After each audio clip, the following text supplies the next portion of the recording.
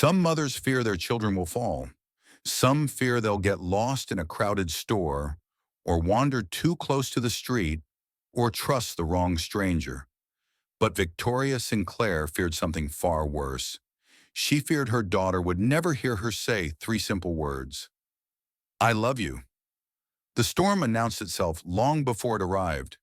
Dark clouds gathered over the Pacific like bruises spreading across skin. The wind shifted, the air thickened, and inside the grand ballroom of Sinclair Oceanfront Resort in Malibu, California, 500 guests clinked crystal glasses, oblivious to the violence brewing just beyond the windows. Chandeliers cast golden light across marble floors. A jazz quartet played something soft and slow. Laughter rose and fell like waves. The world moved in perfect rhythm. All except for one small figure standing alone by the floor-to-ceiling windows. Emma Sinclair was 8 years old. She wore a white dress with tiny pearls sewn into the collar. Her dark hair fell in careful curls past her shoulders. Her hands pressed flat against the cold glass, palms leaving faint prints that faded as quickly as they appeared. She watched the party unfold behind her reflection. Mouths opened and closed. People gestured, smiled, threw their heads back in silent laughter. A violinist drew her bow across strings that made no sound. Emma heard none of it. She had never heard anything at all. But tonight something felt different. A pressure built behind her right ear. Not pain exactly. Something deeper. Something that had always been there, humming beneath her silence like a secret she couldn't name. Her fingers drifted unconsciously to her ear. She pressed, rubbed, pressed again. Across the ballroom, Victoria Sinclair noticed. She always noticed. Victoria excused herself from a circle of investors with a smile that didn't reach her eyes. Her heels clicked against marble as she crossed the room, a sound her daughter would never hear. At 42, Victoria was what magazines called formidable. She had built a hospitality empire spanning 3 continents. She negotiated billion-dollar deals before breakfast. Powerful men cleared their schedules when she called. But the moment she reached her daughter's side, all that power meant nothing. She knelt beside Emma and raised her hands. "Are you okay, sweetheart?" she signed. Emma's small fingers responded. "The air feels heavy tonight, like something is pressing." Victoria's heart clenched. She knew that feeling. She had carried it for 8 years. The memory struck without warning. Victoria was 7 months pregnant when the phone rang at 3 in the morning. Her husband, Michael, flying back from a business meeting she had sent him to, never landed. Engine failure somewhere over the Rockies. No survivors. Victoria collapsed in the hospital 3 hours later. Emma arrived 6 weeks early, tiny and fragile, barely 4 pounds of desperate life. They rushed her to the NICU while Victoria lay alone in a recovery room, too broken to hold the daughter she had nearly lost alongside the husband she already had. 3 weeks later, the doctors gathered with careful faces. "There's significant damage to the auditory nerve," they explained. "Congenital, irreversible. Mrs. Sinclair, your daughter was born deaf. She may never hear anything at all." Victoria remembered nodding, signing papers, thanking them for their honesty. But inside, a terrible thought had taken root, one she had never spoken aloud. "This is my punishment. I chose work over being with Michael that day. I sent him on that flight instead of going myself. And now my daughter will never hear my voice, because I don't deserve to be heard." 8 years later, the guilt still lived in her chest like a second heartbeat. Victoria watched Emma trace shapes on the foggy glass. A heart, a musical note she had never heard. An ear, always an ear. "Tomorrow I fly to Geneva," Victoria thought. "One more experimental procedure. One more 1% chance. One more rope to grab before I drown completely." She didn't know that salvation wasn't waiting in Switzerland. It was walking through the service entrance right now, wearing a blue janitor's uniform and carrying 8 years of grief in his own broken heart. Daniel Brooks, Danny, to anyone who cared enough to ask, stepped through the staff door with his boots still damp from ocean mist. At 38, he wore exhaustion like a second skin. The Navy uniform felt foreign against his shoulders. He had once worn heavy protective gear, hard hats, and insulated gloves, the armor of an industrial electrician. Companies called him when buildings were failing, and panic filled the air. But that was before Sarah. That was before the fire. 3 years ago, a warehouse on the outskirts of Los Angeles caught flame at 11:40 at night. Faulty alarm systems, frayed wiring, corporate negligence buried under paperwork. Sarah was inside, 7 months pregnant with their second child. She had been doing overtime data entry to save money for the baby. They were going to name her Lily. Danny arrived too late. The roof was already collapsing when he jumped from his truck. He could hear the alarm, finally uselessly screaming into the smoke-filled sky. He ran toward the entrance, but 3 firefighters held him back. "You can't go in there. No one can." Danny watched the building fold in on itself like a house of cards. He lost his wife that night. He lost his daughter. He lost everything except Ryan, his 10-year-old son, who waited at home for a mother and sister who would never arrive. Now Danny pushed mops, fixed wires, counted every dollar. His ex-wife's family wanted full custody of Ryan. They called Danny emotionally unstable and financially unreliable. They had lawyers and money and a house with a yard. Danny had 12 days until the custody hearing, 12 days to prove he could provide a stable life for his son, 12 days to keep the only family he had left. "Keep your head down," he told himself as he walked toward the electrical panel. "Fix the lights. Stay invisible. Don't lose Ryan too." But God, or fate, or whatever force moves through the universe when broken people need saving, had other plans. Danny rounded a corner near the family wing. His wrench slipped from his tool belt. Clang! The sound cracked through the hallway like a gunshot, sharp and metallic and impossibly loud in the carpeted silence. Danny froze. At the far end of the corridor, a small figure stood alone outside a doorway. The little girl from the window, the one in the white dress. Her hand flew to her right ear. Not in surprise, not in confusion. In pain. Danny stared. His electrician's brain fired a warning he couldn't ignore. That's not normal. Deaf people don't react to sound with pain. The girl's eyes met his across the distance. For a moment, something passed between them. 2 souls who understood suffering without needing words.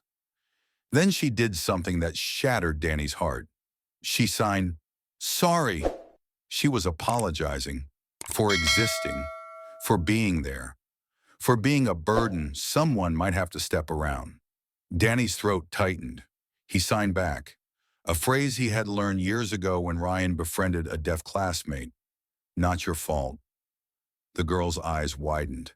Then a tiny smile, fragile, surprised, flickered across her face. Before Danny could respond, a tutor called her away. But the question burned in his mind, hot and relentless. If she's completely deaf, why did that sound hurt her? He didn't know it yet, couldn't possibly have known. But that single question would unravel 8 years of medical certainty and change 2 broken families forever.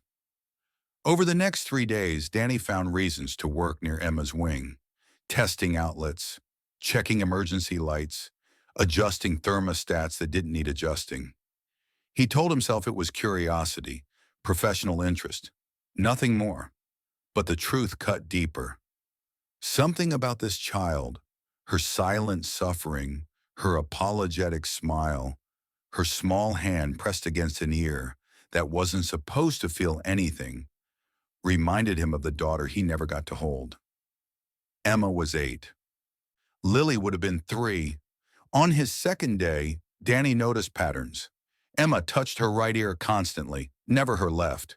She flinched at certain vibrations, especially metallic sounds, and she drew obsessively in a sketchbook she carried everywhere. Danny glimpsed the drawings once through a cracked door. Ears, dozens of them, surrounded by black spirals and red dots and jagged lines like lightning bolts of pain. The images haunted him. On the third day, Danny found Margaret Chen. Everyone called her Maggie. She was 55 years old with kind eyes, graying hair, and the sort of calm that only comes from decades of holding frightened hands in hospital corridors. She worked as the resort's senior nurse now. But once, 8 years ago, she had worked in a NICU. Emma's NICU. Danny found her in the staff break room during her lunch hour. "You're the new maintenance guy," Maggie said, setting down her coffee. "Yes, ma'am. I was wondering about the Sinclair girl." "Emma." Maggie's expression shifted, guarded, sad. "I was her NICU nurse," she said quietly. "Premature birth. Father dead. Mother in shock. That baby fought so hard to survive." Danny leaned forward. "Did anything unusual happen? In the NICU? Anything that might have been missed?" Maggie's coffee cup froze halfway to her lips. "Why are you asking?" "Because I've seen her in pain. Real pain. Not confusion. Agony. And it happens when there's sound." Silence stretched between them. Then Maggie spoke, her voice barely above a whisper. "There was one thing. We used infant ear protectors back then, plastic guards to reduce noise for premature babies. I remember one of them seemed loose. I reported it, but the attending physician said it was fine." Danny's blood ran cold. "What happened to that protector? I assumed it was removed when she was discharged." Maggie shook her head slowly. "But I never actually saw them take it off." That evening, Danny was called to fix an outlet in Victoria's private office. The door stood slightly open. He knocked. No answer. He stepped inside, and his gaze landed on an open laptop screen. Medical files, Emma's name, cross-section images of an ear canal in grayscale. Danny knew he shouldn't look, but his brain couldn't help it. He read patterns like most people read words. And in every single image, every scan taken over 8 years, he saw the same thing: a curved shadow hugging the canal wall. The notes beside each image read the same: artifact, not clinically significant. Danny stared, once, twice, 3 times. If a glitch appears once, you call it noise. If it appears the same way in a dozen images across 8 years, it's not noise. It's something real. His hands trembled as he photographed the screen. That night he called Maggie. "I found it," he said. "The shadow. It's in every scan. They've been calling it an artifact for 8 years. Silence on the line. Then Maggie's voice, thick with dawning horror. "Dear God, the ear protector. It never came out." Danny closed his eyes. "She's had something stuck in her ear her entire life. Something causing pain every time sound vibrates against it. And every doctor just looked past it." "Because they were looking for deafness," Maggie whispered. "Not for pain. Not for a simple mistake. They saw what they expected to see." Danny gripped the phone until his knuckles went white. "I have to tell her mother." "Danny, wait. Victoria Sinclair is powerful and protective. If you accuse her medical team of missing something this obvious, then I lose my job." "I know." His jaw tightened. "But that little girl has been hurting for 8 years, and no one listened." His voice dropped to something raw and broken. "I lost a daughter I never got to save. I won't watch it happen again." The next morning, Danny intercepted Victoria in the hallway. "Mrs. Sinclair, I need to speak with you about Emma." Victoria's expression froze. "Excuse me?" "Your daughter. I've been observing her, and I believe something is wrong. Something medical that everyone missed." Victoria stepped closer. Her eyes turned to steel. "You've been observing my daughter? Not like that, please. I think there's something in her ear, a foreign object that's been causing her pain since she was an infant. And what makes you qualified to diagnose my child? You're a janitor. The word landed like a slap. Danny held her gaze. I'm someone who noticed she draws pictures of ears surrounded by pain. I'm someone who saw her flinch when sounds vibrate through the floor. I'm someone who found a shadow in her scans that appears in every image for 8 years. Victoria's face went pale, then hardened. You accessed my daughter's medical files? The screen was open. I didn't go looking, but what you saw is none of your concern. Victoria's voice dropped to ice. From this moment, you are restricted from the family wing. If I see you near my daughter again, I will have you removed from this property and ensure you never work in California again. Danny felt the blow in his chest. His custody hearing, his job, his last chance to keep Ryan. But behind Victoria, pinned to a corkboard on the wall, he saw Emma's latest drawing. The same right ear, the same black spirals, and in the corner, two small figures, a crying girl, a man in blue kneeling beside her. She had drawn him. Danny swallowed hard. Understood, ma'am. He walked away, but his resolve hardened with every step. Someone has to listen to that child, even if her mother won't, even if it costs me everything. 3 days passed in tense silence. Then the weather reports changed.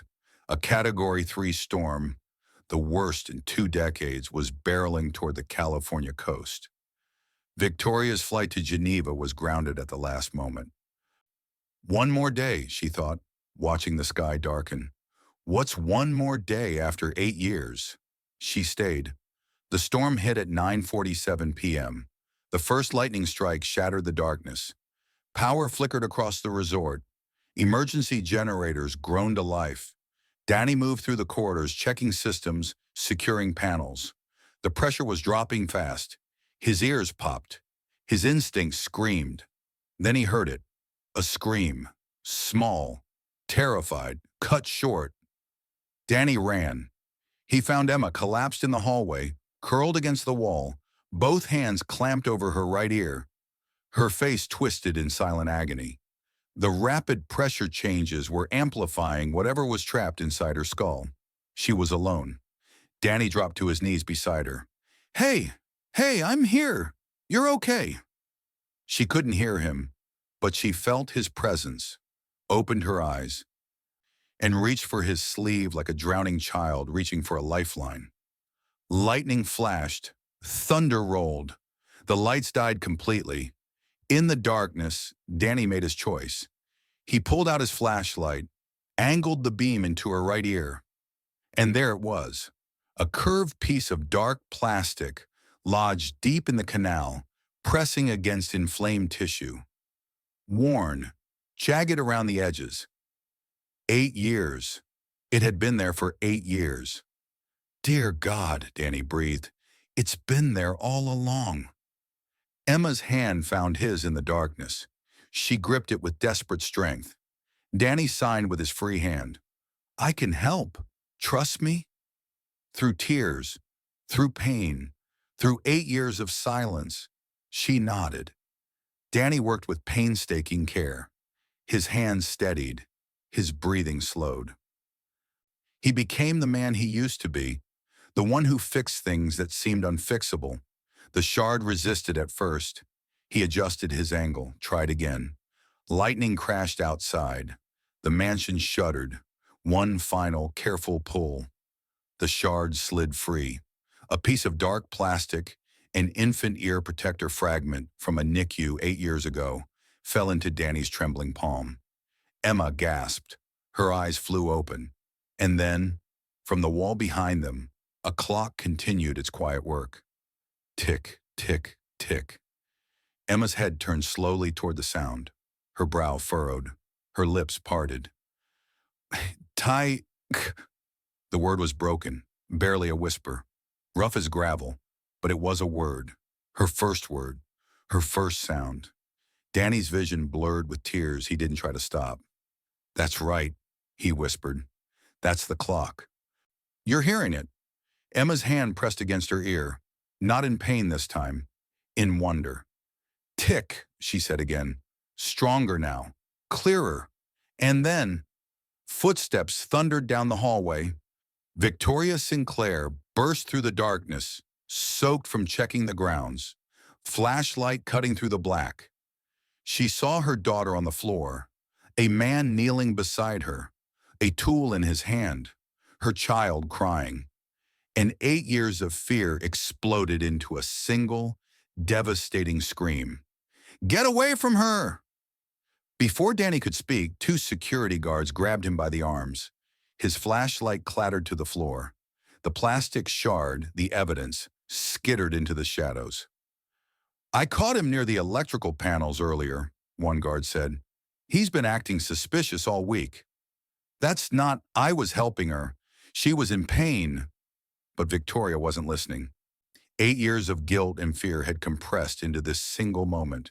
She saw only danger, only threat, only a stranger who had touched her child in the darkness. Take him to security. Call the police. Victoria, wait! And then a sound stopped everything.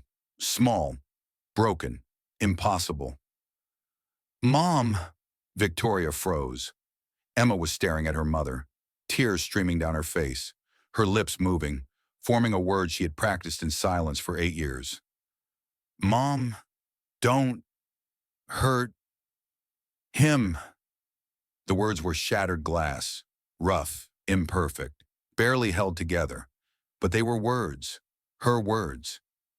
Victoria's knees buckled. She caught herself against the wall, her flashlight falling from nerveless fingers. Emma, her voice cracked. You spoke? You can hear? Emma's hand reached toward Danny, who was still held by the guards. He helped me. Victoria looked at Danny, truly looked at him for the first time. She saw the tears on his face, the trembling in his hands, the way he strained toward Emma, not to escape, but to make sure she was okay. Let him go, Victoria whispered. The guards hesitated. Let him go. They released him. Danny stumbled forward, dropping to his knees beside Emma. Hey, he said softly. You did so good. You're so brave. Emma wrapped her small arms around his neck and held on like he was the only solid thing in a shaking world. Victoria watched, hand pressed to her heart, as everything she believed crumbled and rebuilt itself in a single embrace. The hospital was chaos and calm in equal measure. Specialists examined Emma, ran tests, confirmed what Danny already knew. An infant ear protector fragment, the ENT explained to Victoria. Lodged in the right canal for 8 years, the pressure caused chronic inflammation, pain signals misinterpreted as neurological issues. Victoria sat motionless. She was never fully deaf? The nerve damage we thought was congenital appears to be minimal. With therapy, her hearing can improve significantly. The doctor paused. Mrs. Sinclair, the man who removed that fragment may have saved your daughter's hearing. Victoria broke. Not the controlled tears of a CEO. These were the sobs of a mother who had carried guilt like a stone for nearly a decade and finally felt it lift. Maggie Chen found her in the hospital chapel an hour later. The older woman sat beside Victoria in the pew, saying nothing, just present, just witness. Finally, Victoria spoke. I thought God was punishing me for Michael's death, for not being there. I thought Emma's silence was my sentence. Maggie took her hand. Honey, God doesn't work that way. Sometimes terrible things happen. Sometimes mistakes get made.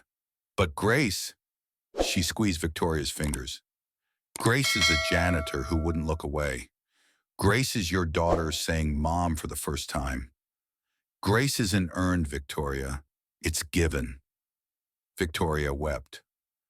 I was so afraid of losing her that I stopped listening to her. Then start now, Maggie said simply.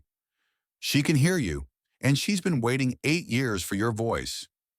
The next morning, Victoria found Danny in the hospital cafeteria. He sat alone at a corner table, staring at his phone. A text message glowed on the screen, something about custody hearings and deadlines. His coffee had gone cold hours ago. Victoria sat across from him. Danny looked up, startled.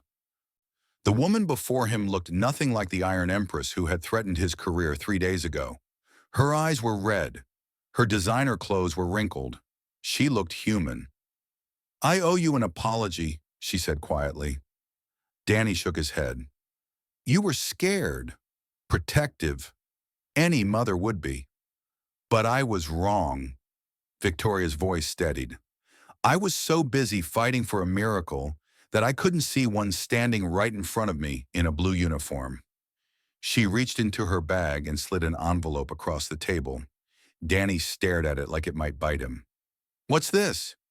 "A job offer, head of safety and maintenance for all Sinclair properties. 12 locations across 3 states. She paused.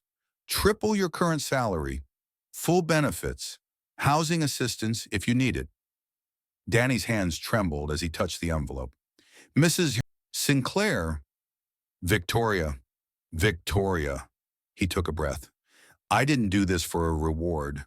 I did it because I couldn't watch another child suffer when I had the power to help." "I know." Victoria leaned forward. "That's exactly why I want you. Not because you saved my daughter, though you did, but because you're the kind of man who would risk everything for a stranger's child." Her eyes glistened. "That's rare. That's worth more than any degree or certification." Danny looked at the envelope, then at Victoria, then at the phone in his hand, the custody deadline ticking closer with every passing hour. Victoria followed his gaze. "There's something else," she said softly. "I spoke with my legal team this morning. I want to help you with your custody case." Danny's head snapped up. "What?"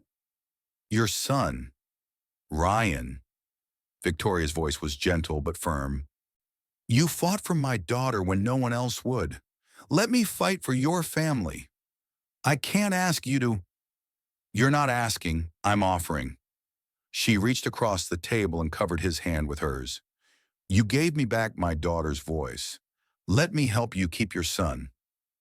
Danny stared at her hand on his, at the envelope, at the woman who, 3 days ago, had nearly destroyed him.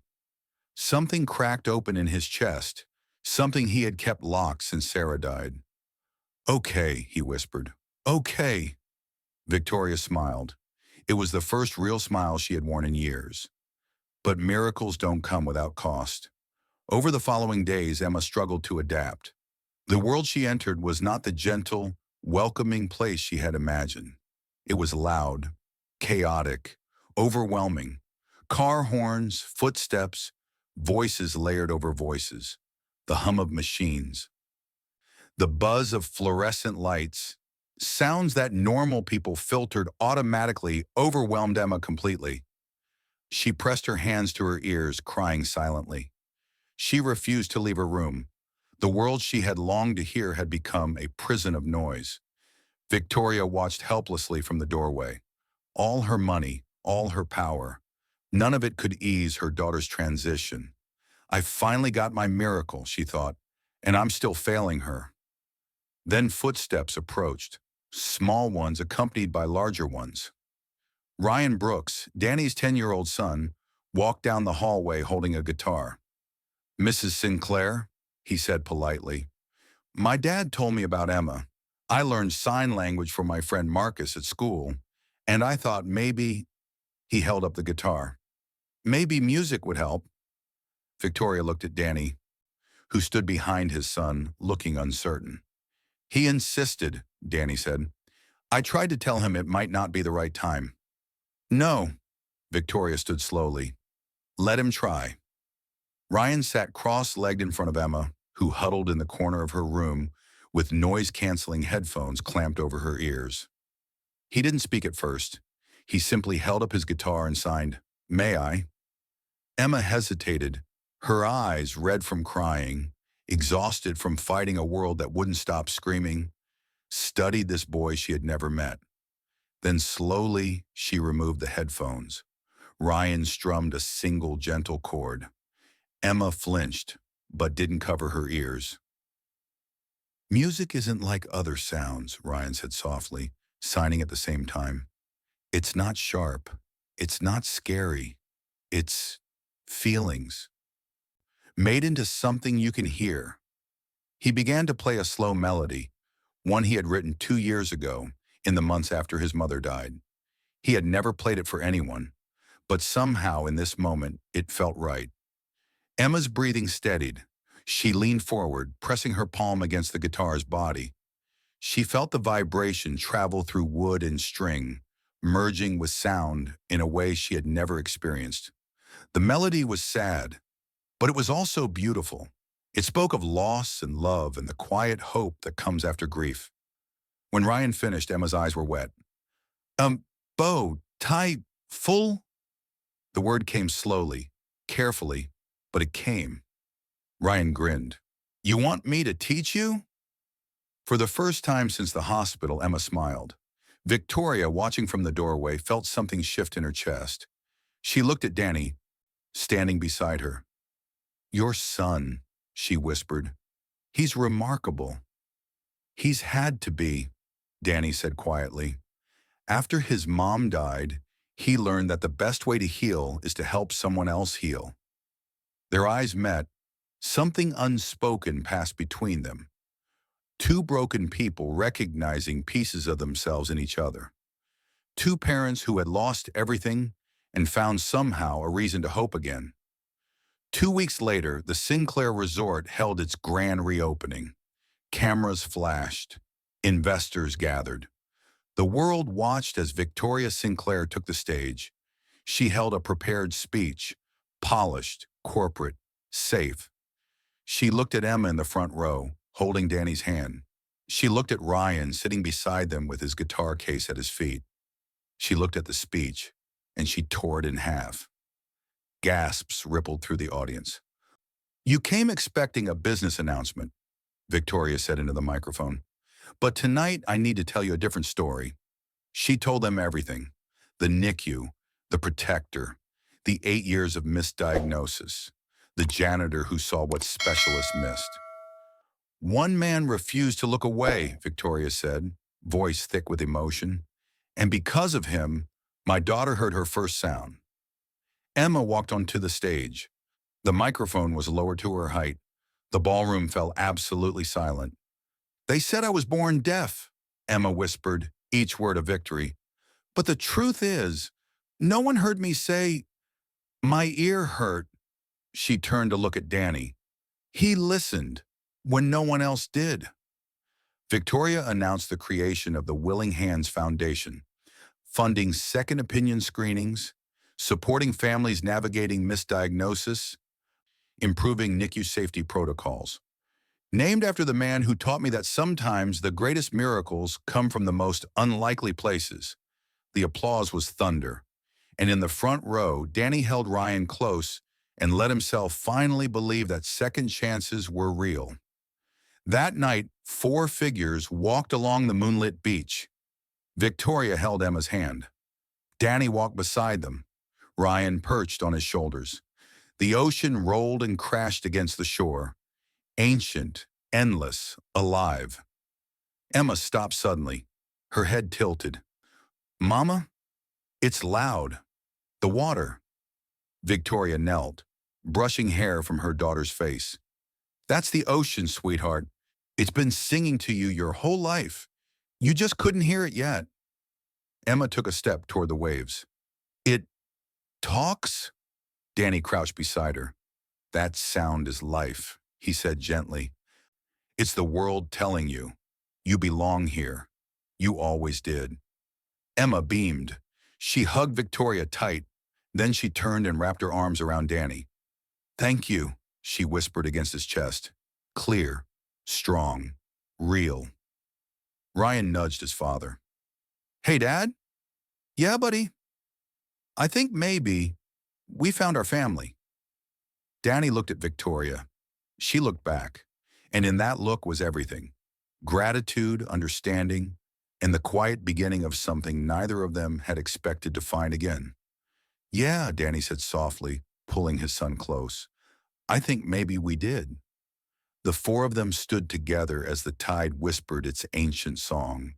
Two broken families, four wounded hearts, one impossible miracle.